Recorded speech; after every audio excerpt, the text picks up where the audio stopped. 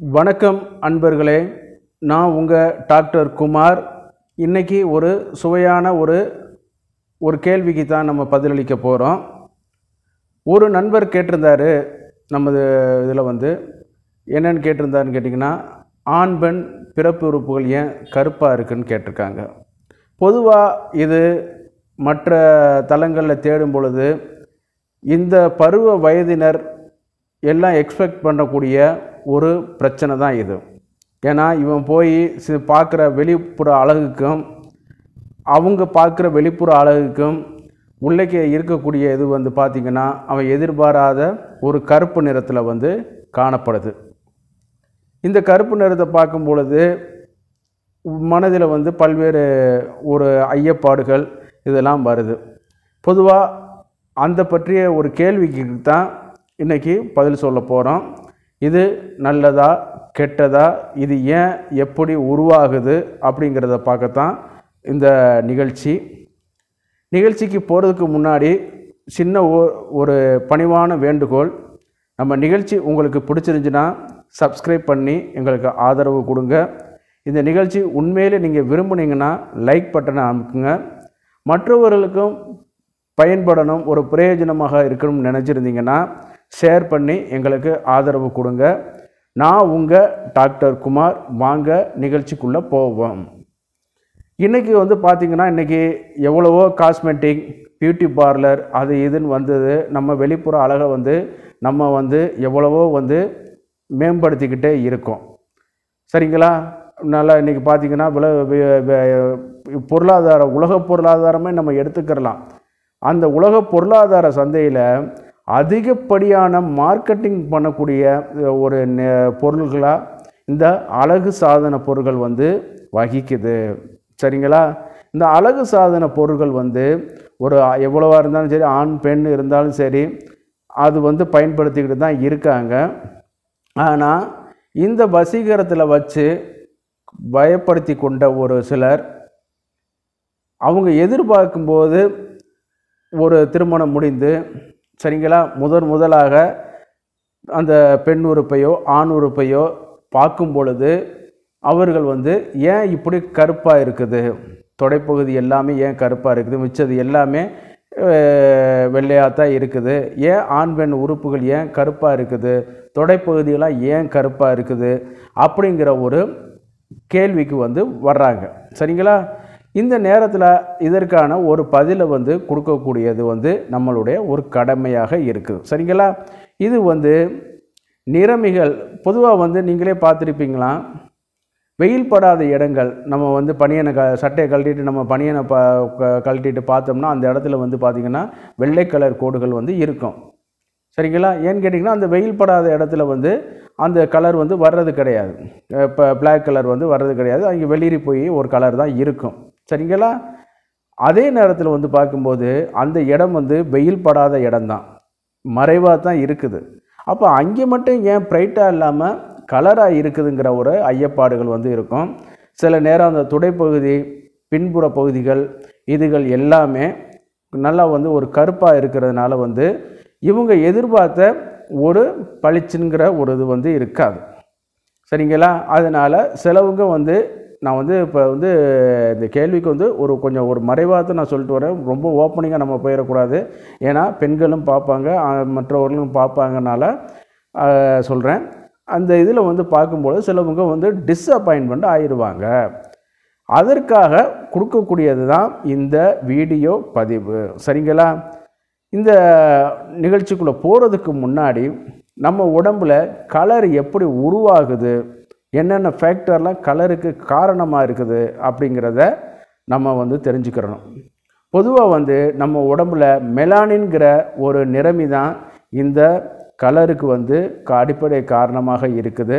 Melanocyte மூலமாக சுரக்கப்படக்கூடிய இந்த மெலனின்கிற நிறமி தான் நம்ம தோலுக்கு அடியில் சென்று நம்ம அந்த கலரை ப்ரொடியூஸ் பண்ணி கொடுக்குது. இந்த மெலானினுக்கும் மெலனோசைட்டுக்கு ஹீமோகுளோபினுக்கு அதிகப்படியான தொடர்புகள் இருக்கிறதுனால என்னான்னு கேட்டிங்கன்னா, நம்ம சில நேரம் கோபப்படுவதாலேயோ அல்லது காம உணர்ச்சியின் படுறதுனாலையோ அதிகப்படியான வெயில்களில் போயிட்டு வரனால என்னன்னு கேட்டிங்கன்னா நம்ம உடம்புல அந்த இதில் தோலுக்கடியில் ரத்தம் ஓட்டம் அதிகமாகி அந்த மெலனோசைட்ஸ் வந்து மெலனினை வந்து அதிகப்படியான இதை வந்து சுரக்க ஆரம்பிக்கும். சரிங்களா? இதுதான் அடிப்படை. இது அப்போ பார்க்கும் பொழுது அந்த இடத்துல வந்து கருப்பாக வந்து தோன்றுறதற்கு வாய்ப்புகள் வந்து அதிகம். அதனால தான் வெயிலில் உழைக்கிறவங்க, வெயிலில் வேலை செய்கிறவங்க நீங்களே பாருங்கள், நல்லா கலராக இருப்பாங்க. நல்லா ஒரு 1 ஹவர் நல்லா உச்சி வெயிலில் பைக்கில் போயிட்டு வர சொல்லுங்கள், நம்ம கைப்பகுதி முகப்பகுதியெலாம் கொஞ்சம் கருத்து போய் காணப்படும். அதற்கு காரணம் வந்து இந்த இரத்த ஓட்டத்தில் வந்து தோலுக்கு அடியில் பாயக்கூடிய அந்த இதில் வந்து ஹைப்பர் பிக்மெண்டேஷன் வந்து உண்டு பண்ணி கொடுக்கறனால தான் இந்த மாதிரி வர்றதுக்கான வாய்ப்புகள் வந்து அதிகம். இந்த ஆண்குறி பெண்குறி கலரில் வந்து பார்த்திங்கன்னா யாருக்குமே ஒரு பொதுவான ஒரு கலர் வந்து இல்லைங்கிறது தான் அறிவியல் பூர்வமான அறிஞர்களின் கருத்து. இந்த கலர் இவங்களுக்கு, இந்த கலர் இப்படி அப்படிங்கிறதுலாம் ஒரு கண்ணோட்டம் வந்து கிடையாது. ஆனால் நீங்கள் மற்ற உடல் உறுப்புகளை பார்க்கும் பொழுது இந்த ஆண்குறி பெண்குறி மலத்துவாரங்கள் அதே நேரத்தில் நிப்பிள் பகுதிகள் இவைகள் எல்லாம் கருமை நிறத்திலோ அல்லது சாக்லேட் ப்ரௌன் கலரில் காணப்படும், அல்லது சாக்லேட் பிளாக் கலரும் கூட காணப்படும். இதற்கு காரணம் வந்து முக்கியமான முதல் காரணம் வந்து என்னன்னு கேட்டிங்கன்னா நம்மளுடைய ஹார்மோனல், இந்த ஹார்மோனல் எலிவேஷன் எப்போ நடக்கும்னு கேட்டிங்கன்னா நம்ம ஜெனட்டிக்கலாக இருக்கும் பொழுதே ஹார்மோனல் வந்து உற்பத்தியாக ஆரம்பிச்சிடும். ஆண் பெண் தோற்றம் அடைஞ்ச உடனே சிறுக சிறுக மைல்டாக போயிட்டு அந்த ஆண் பெண் உறுப்புகளில் வந்து அது வந்து படிய ஆரம்பிக்கிறதுனால தான் பிறக்கும் பொழுதே அந்த உறுப்புகள் சில இதில் வந்து தோற்றத்தில் வந்து கருப்பாக இருக்கிற தோற்றத்தில் வந்து இருக்கும். நல்லா கவனிச்சிக்கலாம். பிறந்த உடனே பார்த்திங்கன்னா உங்களுக்கு அப்படி தெரியும். கொஞ்ச நாள் ஆனவுடனே என்னன்னு கேட்டிங்கன்னா அந்த கலர் வந்து நாளாக கொஞ்சம் ஃபேடாக ஆரம்பிச்சிடும். அப்போ பார்த்திங்கன்னா ஒரு 8லேருந்து 13 வயசுக்குள்ளே பார்த்திங்கன்னா அந்த ஹார்மோனல் எலிவேஷன் அதிகரிக்கும் பொழுது என்னன்னு கேட்டிங்கன்னா இந்த ஈஸ்ட்ரோஜன் ஹார்மோன் வந்து பெண்களுக்கு வந்து அதிகமாக இருக்கிறனால வந்து என்னன்னு கேட்டிங்கன்னா இந்த மெலனோசைட்ஸை வந்து அதிகப்படுத்தி இந்த ஹைப்பர் பிக்மெண்டேஷனை வந்து பெண்ணுறுப்புகளை வந்து அதிகமாக இது பண்ண ஆரம்பிக்கும். இது எப்பப்பெல்லாம் மாறுபடுன்னு கேட்டிங்கன்னா பியூபர்ட்டி காலங்களில், கருத்தரித்தல் காலங்களில், மாதவிடாய் முன்னிலை பின்னிலை காலங்கள், பால் கொடுக்கும் காலங்கள், குழந்தைக்கு பால் கொடுக்கக்கூடிய காலங்கள், இதில் எல்லாம் வந்து பார்த்திங்கன்னா இந்த ஈஸ்ட்ரோஜன் ஹார்மோன் வந்து எலிவேஷன் ஆகிட்டு அல்லது இந்த மாதிரியான இதில் இருக்கும் பொழுது பார்த்திங்கன்னா அந்த பெண் உறுப்பு வந்து மேலும் வந்து கருமையாக ஆரம்பிச்சிடும். அப்போ அதனுடைய அசோசியேட்டட் பார்ட்ஸ்லாம் பார்த்திங்கன்னா தொடைப்பகுதிகள் இதெல்லாம் வந்து பார்த்திங்கன்னா இன்னும் கொஞ்சம் கருமையாக இருக்க ஆரம்பிக்கும். நீங்கள் நினச்சி பார்க்கலாம், என்ன சார் எவ்வளோதான் கலர் இந்த மாதிரி டீபிக்மெண்டேஷன் பண்ணக்கூடிய ட்ரீட்மெண்ட், காஸ்மெட்டிக் ட்ரீட்மெண்ட் எடுத்தும் அந்த தொடைப்பகுதியில் உள்ள கருப்புகள் போகலை அப்படிங்கிறதுக்கான நீங்கள் கேட்டிருக்கலாம். அதுக்கு முக்கிய காரணமே நம்ம உடம்புலோட ஹார்மோன் தான். அந்த ஹார்மோனை நம்ம வந்து குறைச்சோம்னா நம்மளுக்கு பாதிப்பாக போயிடும்.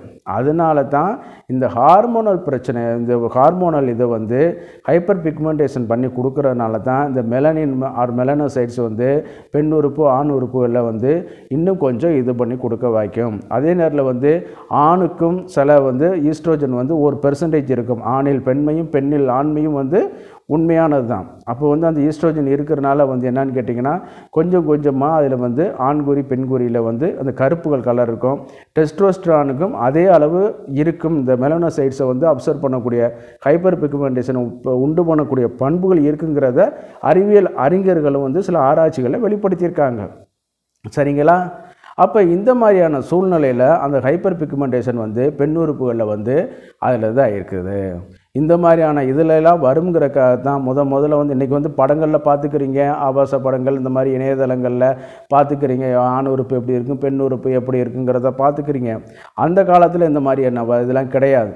சரிங்களா? அப்போ வந்து என்ன பண்ணுவான்னு கேட்டிங்கன்னா அதனால தான் இந்த மாதிரி முதல்ல வந்து பதட்டங்கள் படவடப்புகள் வந்துடக்கூடாது அப்படிங்கிறக்காகத்தான் என்ன பண்ணுவான்னு கேட்டிங்கன்னா இந்த தாம்பத்தியம் வந்து முதல் இரவில் வந்து அந்த காலத்தில் நடத்துனாங்க. இது வெட்கப்பட்ட இது பண்ணுறதுக்கெல்லாம் அதெல்லாம் வேறு இது. சரிங்களா? ஆனால் இதுக்கு அடிப்படை காரணமே வந்து இந்த பண்பு இதனால தான் 2 பேரும் வந்து இரவில் வந்து இது பண்ணும்போது தெரியாது.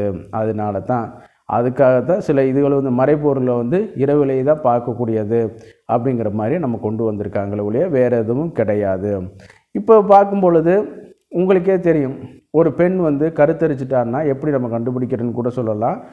இந்த மார்பகத்தை சுற்றியுள்ள அந்த நிப்பிள் சொல்லுவோம்ல, ஏரியோலா அந்த மாதிரியான பகுதிகள்லாம் நம்ம சொல்கிறோம் இல்லையா, அதெல்லாம் கருமையாக ஆரம்பிச்சிடும். அப்போ வந்து எலிவேஷன் வந்து ஈஸ்ட்ரோஜனுடைய இது வந்து அளவு வந்து எலிவேஷன் ஆக ஆரம்பிச்சிடும். அப்படி ஈஸ்ட்ரோஜன் அளவு வந்து எலிவேஷன் ஆகி வரும்பொழுது இந்த கருப்புள் வந்து ஆண் பெண் குறியில் வந்து பெண் குறியிலையும் சரி இதில் வந்து கருத்தரிக்கும் போது இன்னும் கருமையாக மாற்றும். அப்புறம் பால் குடிச்சிட்டு கொடுத்துட்டு வரும்பொழுது அந்த ஈஸ்ட்ரோஜனோட அளவு குறையும்போது அந்த கருமை நிறம் வந்து கொஞ்சம் குறையும். இந்த மாதிரியான ஃப்ளெக்சிபிலிட்டியான இருக்கிறனால தான் ஆண் பெண் உறுப்புகள் வந்து இந்த ஹார்மோனல் இதனால தான் முக்கிய காரணமாக இருக்குது. நம்ம வெயில் படாத இடமா இருந்தாலும் சரி, என்ன தான் கார்மெண்ட் அண்டர்வியர் டைட்டாக இதெல்லாம் போட்டிருந்தாலும் அந்த இடம் கருப்பாக இருக்கும். அதற்கு காரணம் நம்மளுடைய ஈஸ்ட்ரோஜனும் டெஸ்ட்ரோஸ்டரான்ங்கிற 2 ஹார்மோன் தான். மற்றபடி வேறு ஒன்றும் கிடையாது. இதனால் ஐயப்படுறதுக்கு வேறு ஒன்றும் கிடையாது. என்ன தான் வண்டி நீங்கள் 50 லட்ச ரூபா 60 லட்ச ரூபா கொடுத்து வாங்கினாலும் டயர் வந்து கருப்பாக தான் இருக்கும். நல்ல ஃப்ளைட்டில் போனாலும் டயர் வந்து கருப்பாக தான் இருக்கும். அந்த மாதிரி இதில் ஒரு பழமொழி சொல்லுவாங்க, வீடு என்ன தான் இருந்தாலும் அடுப்படி இருட்டாக தான் இருக்கும்னு ஒரு பழமொழி கூட ஒன்று சொல்லுவாங்க. அதெல்லாம் நான் இங்கே சொல்ல விரும்பலை. அதனால் இது வந்து ஒன்றும் தவறு வந்து கிடையாது. அதே நேரத்தில் வந்து கொஞ்சம் ஃப்ரிக்ஷன் அதிகமாக ஒபேசிட்டி உள்ளவங்க வந்து அந்த தொடை உரையிறதுனால மேலும் கொஞ்சம் கருப்பாகிறதுக்கும் வாய்ப்புகள் இருக்குது. அதே நேரத்தில் வந்து அதிகப்படியான ஹீமோகுளோபின் அளவு கண்டென்ட் உள்ள உணவுப் பொருட்கள் இதெல்லாம் இருக்கிறனாலையும் கூட வருவதற்கு வாய்ப்புகள் அதிகம். சில நேரம் வந்து ரேடியேஷன் மாதிரியான இதில் வந்து வேலை செய்வாங்க, வெயிலில் வந்து வேலை செய்வாங்க, கந்தக பூமின்னு சொல்லுவாங்க. இந்த மாதிரியான ரொம்ப ஹீட்டான இருக்கக்கூடிய ஒரு இதில் வந்து வேலை செய்யும்போது கூட மேலோட ரேடியேஷன் சன்னோட ரேடியேஷன் இதெல்லாம் வர்றதுனால கூட இந்த கருப்பு பிக்மெண்டேஷன் வந்து மேலும் வந்து நம்ம வந்து அதிகமாகிட்டு இருக்கோம். நீங்கள் கேட்குற, நம்ம தான் ட்ரெஸ் போட்டுக்கிட்டு இருக்கோமா சார், எவ்வளோ சார் போயிட்டுருக்கோம்? ரேடியேஷன் உங்களுக்கு கண்ணுக்கு தெரியாதமா போகக்கூடியதாக ரேடியேஷன், அது எந்த இடத்துல இருந்தாலும் அது இதாகிட்டு இருக்கும். அப்போ அந்த உறுப்புகளில் மறுபடியும் ரேடியேஷன் தாக்கப்படும் பொழுது அது மாதிரி கதிர்வீச்சு அல்ட்ரா வயலட் ரேஸ்ன்னு சொல்லக்கூடிய புற ஊதா கதிர்கள்லாம் தாக்கும் பொழுது என்னான்னு கேட்டிங்கன்னா அந்த இடத்துல உள்ள மெலனின் இந்த மாதிரியான இதை வந்து ஹைப்பர் பிக்மெண்டேஷனை வந்து இன்னும் வந்து அதிகப்படுத்தி கொடுத்துக்க ஆரம்பிச்சிடும்.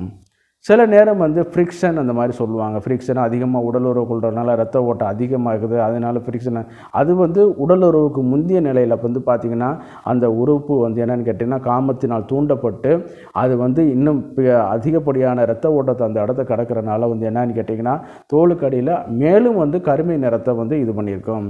அப்போ காமமுற்ற பெண், நம்ம சமஸ்கிருதத்தில் சொல்லுவாங்க காம பதனின்னு சொல்லுவாங்க. அப்போ பார்த்திங்கன்னா அந்த பிளாக் கலர் வந்து இருக்கும். சரிங்களா? இப்போ வந்து நம்ம என்ன தான் இருந்தாலும் சரி, அழகை பார்த்து இது பண்ணாலும் உள்ளைக்க எல்லாருக்கும் ஆண்டவன் ஆட்டுக்கு வாழை அளந்து வச்ச மாதிரி எல்லாருக்கும் இப்படித்தான் இருக்கும். அதனால் உங்களுக்கு வந்து பயப்பட வந்து வேண்டிய கிடையாது. இதுக்கான தெளிவான விளக்கங்கள் வந்து உங்களுக்கு வேணும்னு கேட்டிங்கன்னா நம்மளுடைய கமெண்ட் பாக்ஸில் வந்து நீங்கள் தொடர்பு கொண்டு கேட்டுக்கொள்ளலாம். இந்த நிகழ்ச்சி உங்களுக்கு பிடிச்சிருந்துச்சுன்னா லைக் பண்ணுங்கள், ஷேர் பண்ணுங்கள், சப்ஸ்கிரைப் பண்ணுங்கள். மீண்டும் ஒரு நிகழ்ச்சியில் சந்திக்கும் வரை நன்றி கூடி விடுகிறேன். நன்றி, வணக்கம். நான் உங்கள் டாக்டர் குமார்.